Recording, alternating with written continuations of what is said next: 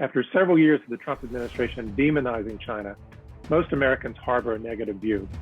The new administration has started articulating a very different approach to foreign policy, and a number of positive steps have been made. Nevertheless, it remains stuck between old policies and a firm commitment to a new direction.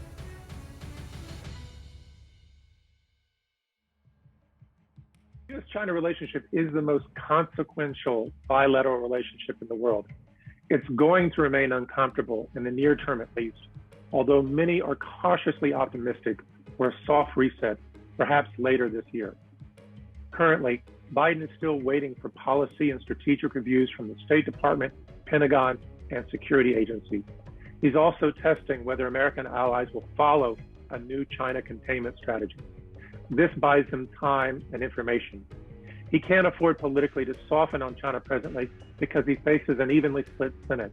He's already lost one cabinet nomination. His priorities are domestic, and he's not going to undermine his domestic position by angering Democrats and Republicans who favor a hard line against China.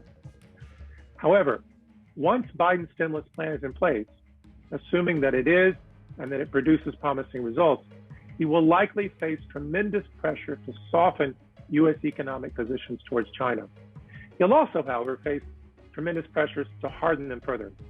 The responsible choice will be the former, but this is a difficult year, one that will likely determine how the midterm elections will be decided in less than 2 years. In a sense, his whole presidency is at stake right now, with razor-thin margins in Congress among the Democrats. Ultimately, I do expect a new normal. I do expect better managed relations, and I am even optimistic for a soft reset, but I have no illusions that things will be great between the two countries. The U.S. is slowly waking up to a world in which the U.S. and the world needs China more than China needs it. In fact, the biggest difference today is that China is in a much stronger position than before, and the U.S. is in a period of relative, if not absolute, decline.